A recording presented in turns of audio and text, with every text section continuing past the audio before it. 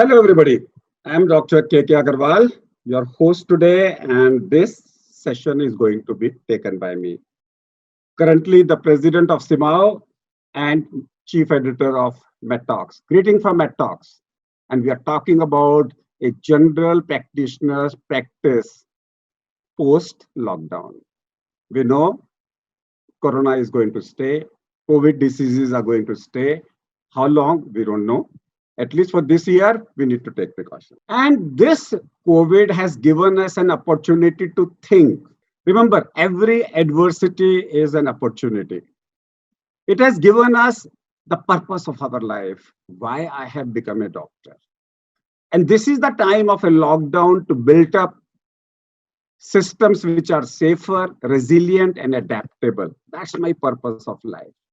And we know that maybe day after tomorrow, we may start seeing delocking.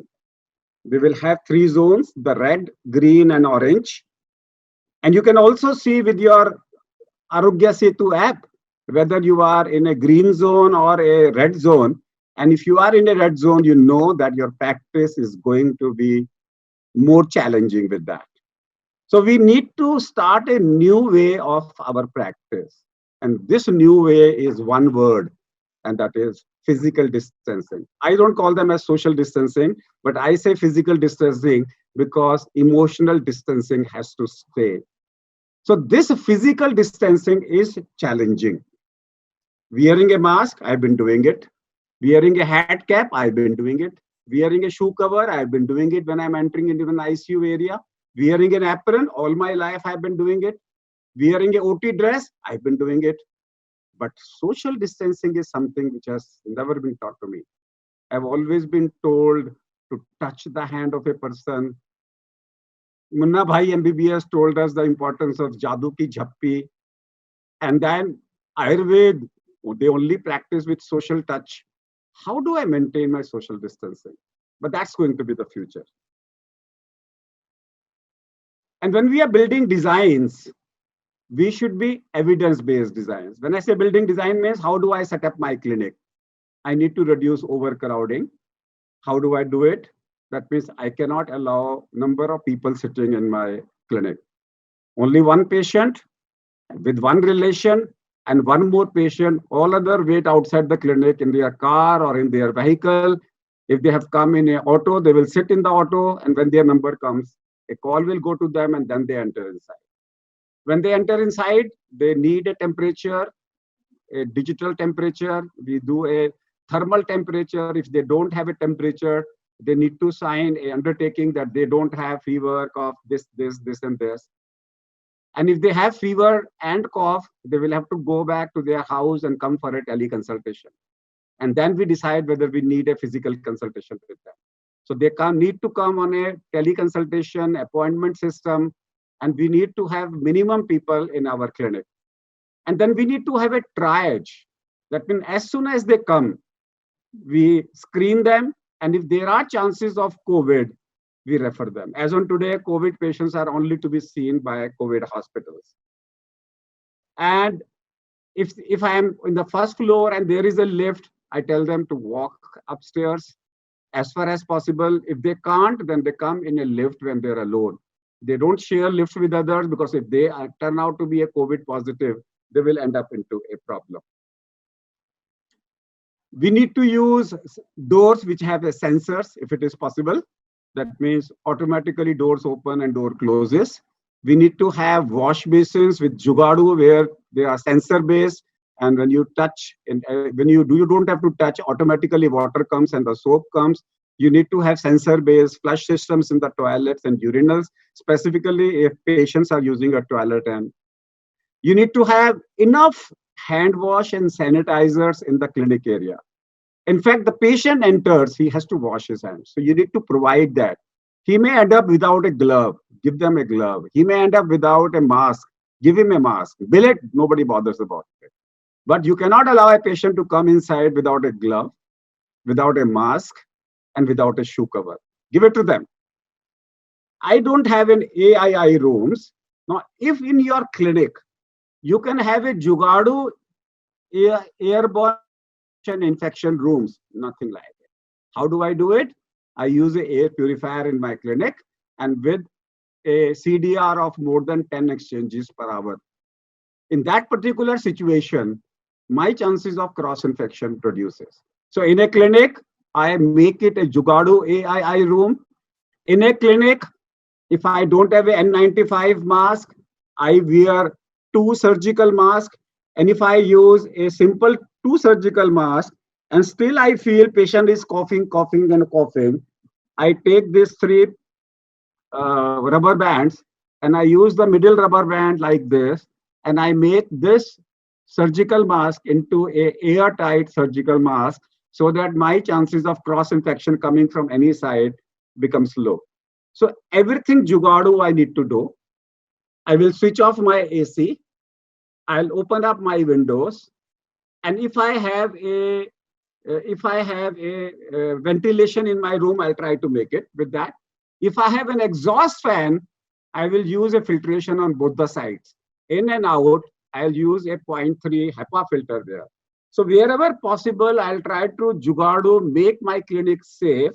Unless I do that, and unless I write down from top to bottom outside my clinic what precautions I'm taking, even patients may not come to you. So you need to write down what precautions you are taking so that patients are safe and you are safe, your staff is safe. Otherwise, in a small clinic, your staff will say, sorry, bye-bye, I'm not coming with that. So you need to take care of exhaust fan. You need to take care of your AC, which has to be closed, open ventilation. If you have a AC, you need to see that it is more ventilated, more air opened with that. You minimize the creation of aerosol. Therefore, absolutely no nebulization in your clinic. No way. You can use spacer. But absolutely no nebulization in your clinical area. No production of aerosol, no suction, no oxygenation in your clinic. Because even oxygenation produces aerosols, unless it is a must. Have the patient SpO2 monitor at his home. Ask all your patients to buy a SpO2 monitor, and SpO2 monitor, they will be able to tell you the oxygen levels and the heart rate. They need not buy anything else. A glucometer if they are diabetic. So if a patient has SpO2 monitor with themselves, if the patient has SpO2 monitor with themselves, they will be able to judge whether they are serious or not. Reduce face-to-face time with the patient.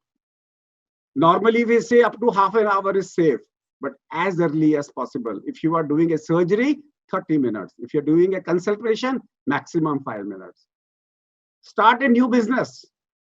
Ask all your patients to in the empty time, in the time when you don't have any work, you can ask patients to leave your files, you charge for it. And those files, you can start making summaries. And you say files may be having virus, keep them for 72 hours. The virus will get killed.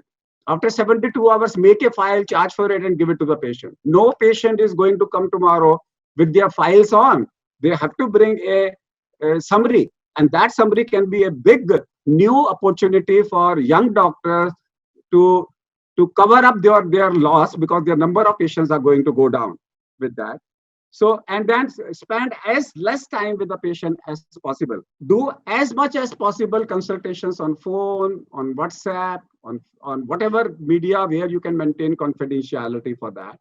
Always do face-to-face meetings as short as possible. And even if a patient is coming, make him sit face to side. You are facing on one direction, he's facing on another direction, so that there is no mixing of air. You can minimize examination, examine from the back. You don't have to. And if you find in any way he has SpO2 which is low, he needs admission, don't ask him to come here in the hospital, in your clinic with that. Reduce your walk-in visits. Now remember a couple of terms. One term is when you're talking to somebody, he says, I'm COVID positive, and you are giving a teleconsultation. After 10 minutes, you feel he's short of breath. That means you are giving him a consultation, you're talking to him, and if you feel that 10 minutes after the consultation, he is feeling breathless, you know he is having silent hypoxia. Ask immediately to check his SpO2 levels. And if SpO2 levels is low, he needs urgent attention. he needs urgent oxygenation. You can start with 5 liters per minute at home if you have a oxygen concentrator. Otherwise, these patient needs admission. So any patient while talking, if you feel he's becoming breathless, may be dangerous. The second type of a patient is called walking dead patients. Walking dead patients means these are the people who come to you, they say, I'm all right, nothing is there, I'm only COVID positive, but you check their oxygen check level is 60, 70. These are the people who are going to die in the next 24 hours. And there, if you miss the diagnosis, what the relations are going to say? I brought my patient alive. He was talking. Now you are telling after 24 hours he is dead. There has to be a negligence. Remember, never miss walking dead patients. Always take a self-declaration. Remember a couple of things. There is a COVID consent. Unless government says that all COVID treatments are getting immunity, as on today, no. Take a COVID consent with everybody. And the second is when you are doing a teleconsultation, ask patient to call, ask patient to connect. That's an implied consent. If you are calling the patient, then you need to take a official consent. So whenever you have a, suppose you say WhatsApp, then you call a patient and you say, now you give me a WhatsApp call. Let him give a WhatsApp call. Let him come back and combine with a Skype. You don't have to do that. Your office should not connect them to the patient. If you do that, then you need a proper consent, because that way it will imply there will be no implied consent. You cannot prove that with that. Then all your staff should be wearing a 3-layered mask, ideally N95 mask, and they can use 2 masks also. So they use a single mask, then over that they use another mask, and this mask they can after every 2 patients you can change this mask, and this mask remains for 8 hours. So this mask are cheap enough. They're 10 rupees. They're costing 10 rupees. So even if they cost you 5 rupees per patient, it's fine. So you can dispose them of after using for 2 patients or 1 patient, and single mask can stay inside your. So you can use double mask, which gives you the same protection as that of N95 mask. If I'm using N95 mask, which is costly, not easily available, then I can use my single surgical mask over it and go on changing the surgical mask with each patient and carrying on my N95 mask for long distances. So ensure in a clinic that you maintain social distancing by spacing appointments, and hand washing facilities is available all the time. Make sure your patient is wearing gloves and mask when he enters. Keep the patient seated at a distance of 1.5 meters, if not possible, at least 1 meter. And whenever the patient is coming, you know that he is wearing a mask and he is wearing a gloves. Make sure that all the surfaces, your furniture in the clinic should be minimum. Only a table, only with 2 chairs, one yours, one with the patient. Let the relation be standing. So you have minimum chairs, minimum area in your clinic. Let the patient weigh at home. Let the SpO2 be checked outside so that it can be disinfected there and then. So if your furniture area is very, very, very limited, even if you end up into a patient who is coughing, you can quickly disinfect the patient. You can quickly disinfect the area. How do you disinfect? Take 1 liter of water, add 7 grams of bleaching powder. You make 0.1% solution and take a cloth, wet it and clean and mob all the area. Wet mobbing of all the areas you will be able to cover. Now, couple of practical tips. If a patient is talking to you, then his moisture can go up to 3 feet. If he's coughing, the moisture can go up to 6 feet. And if he's sneezing, the moisture can go further, even up to 12 feet. And if your whole room is 12 feet by 10 feet, and in that particular area, if a COVID patient comes and he sneezes, or if he coughs, your whole clinic may get contaminated.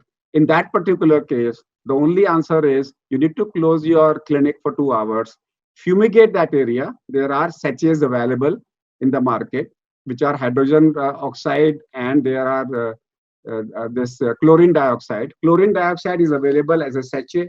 You put that sachet in water, come out for 2 hours, it produces gases and disinfects the whole area. So remember that you are not going to allow people who are coughing or sneezing in your area. specifically if they end up either they are suspect or they are positive COVID patients. Normally, what we do is if somebody sneezes, we only clean the area of our table. No, the whole area, because 10 by 10 area can get infected by a single sneeze or a repeated coughing by a COVID positive patient with that. So you have to make that very clear. So floor and furniture should be periodically cleaned by a hypochlorite solution. You need to periodically clean your mobile, stethoscope. How do I do it? So I have a mobile, I have a mobile phone, and I have a cover. This cover, I can clean it with hypochlorite solution, 0.1% bleach solution, I can clean it. And that will clean it. I can, till it is clean, dry, I can use it. This, I cannot take soap and water. This you can also clean it with soap and water or with surf. But this I cannot use soap and water. So I take any alcohol-based gel and I wash it 3 or 4 times in a day. Remember, this is the most infected period.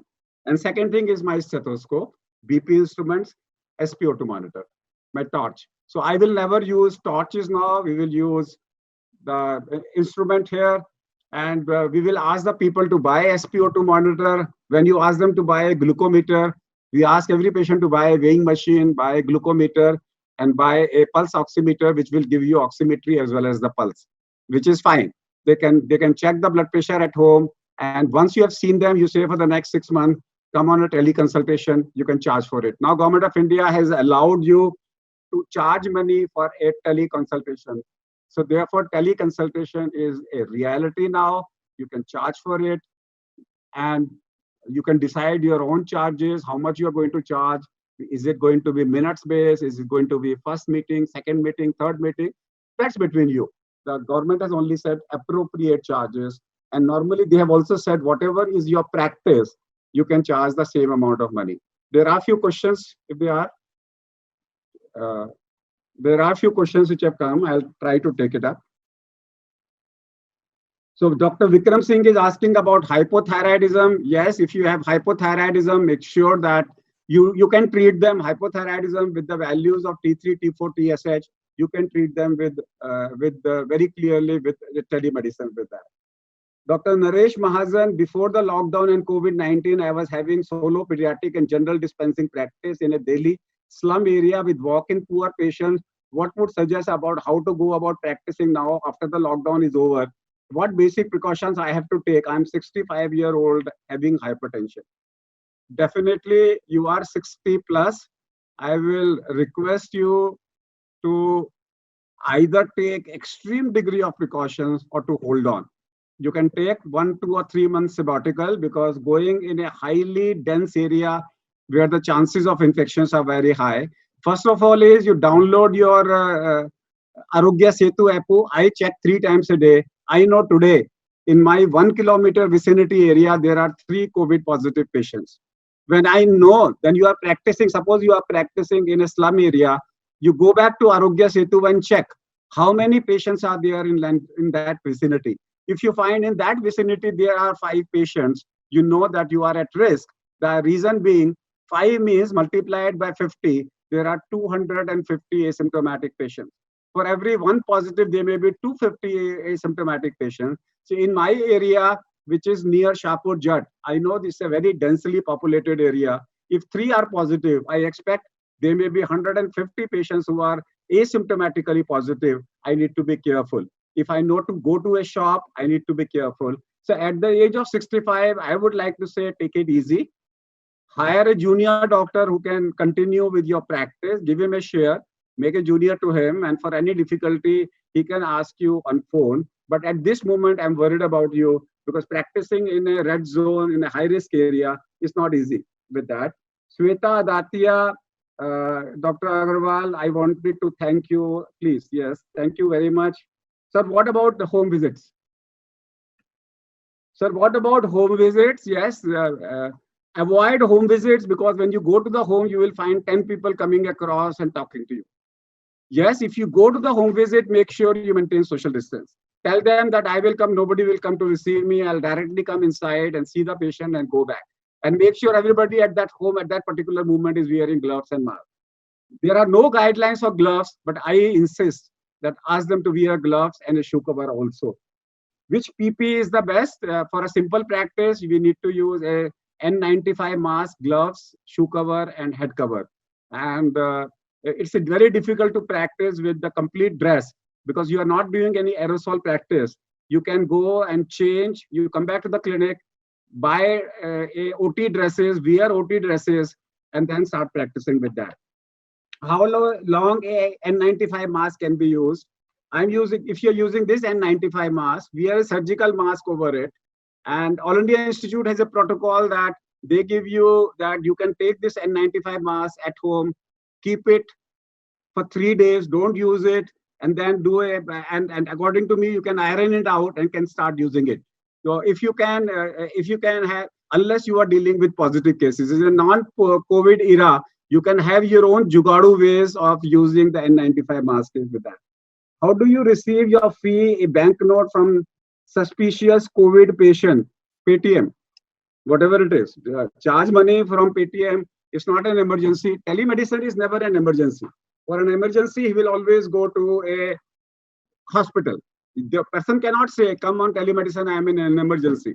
No, emergency is when he comes to your clinic, you cannot say no. But in a non-emergency situation, you can say, you pay my fees beforehand. You can. Nobody stops you. And remember that these COVID patients in any way are going to be admitted, and insurance company is going to cover a month before and a month later, they're going to get paid. Doctor, age 66, mild hypertension, hypothyroidism, single-handedly with limited resources. Place like Uttanganambar area, when to practice. You need to check whether this is a red zone or not. If it is a green zone, practice. If it is an orange zone, practice with precautions. But if it is a red zone, hold on. You are 68, hold on if you are in a red zone. Police personnel are looking us suspiciously while we are going to our clinic. I don't think so. If you wear a stethoscope, they are not going to look at you suspiciously. You are going in your normal dress. And if you go in the clinic, change a clinic dress, and in the evening, usko wash karane bhej do, and then come back with a normal dress and keep friendly with your police people. Say thank you to them. They will say thank you to you. जो police वाला मिले उसको बोलो thank you what you are servicing is my god आप लोगों को तो इतना हाई रिस्क है फिर भी आप काम कर रहे हो जैसे ही आप उनको अप्रिशिएट करोगे they will also appreciate you role of family physician in the treatment of कोविड-19 yes absolutely जब तक उसका कोविड टेस्ट नहीं आता it is your responsibility to treat them on a telemedicine it is your responsibility and precautions general practitioner must observe I have already said N95 mask and you may have to increase your charges post covid era abhi to compassionate ground mein aapke charges nahi बढ़ रहा है but the time is going to come that consultation fee of doctors may increase the reason being your number of patients you are going to see will be much less than before then what is it comfortable to practice in a small clinic? Couple of things, because this is going to be the last question. Couple of things you have to remember. And that couple of things are that if it is a small clinic by 10 by 10 area, patient, where are you going to make the patient sit? How you are going to maintain a distance of 6 feet? How you are going to have a table? How you are going to have, when you are wearing a PPE, you need a bigger table, you need a bigger chair, you need a bigger the yellow and the red one where you're going to keep your PPEs. You're going to end up into a trouble, and your neighbors may look at you with a suspicion because they will not like to have people sitting outside. They will not like people waiting outside your clinic. I think it is going to be a challenge, but take neighbors into confidence. Take all other people into confidence, take your society into confidence, and this is the right time. Take out phone numbers of all your neighbors and your colony and start sending them positive messages that if you have a problem, call me and I'm there for you. मैं हूं ना, मैंने campaign चालू करी थी, मैं हूं ना. And if you do that type of things, the scenario may change. If there's any other question, I'll take 1 or 2 questions and then I say goodbye to you for the next session. But the only last question is, sir, how to prepare a hypochlorite solution? Take 1 liter of water, add 7 grams of bleaching powder into that, and that becomes 0.1% solution, and that's sufficient. पानी में कपड़े को भिगो and web warping करो. It is safe to give injection. Avoid them if it is not necessary. In any way, in the clinics, we never advise giving injections nowadays because you have anaphylaxis can occur. If possible, try to treat them without injections. Nebulize in the clinic, avoid it. Don't give. You can only use MDI inhalers, and you can use a spacer. Eight inhalers, 8 puffs of an inhaler is equivalent to 1 nebulization. Even in children, calculate your doses. Use MDI with the spacers. Do not nebulize patients. Do not use oxygen in your clinics. Anything which is producing aerosols is not the idea with that. That's all for today. We will come back with all of you, and if you have questions, we will answer it back later on. Thank you, viewers, and we are going to have another session from now. Thank you, and Corona Namaste. Thank you for listening to me patiently. Thank you.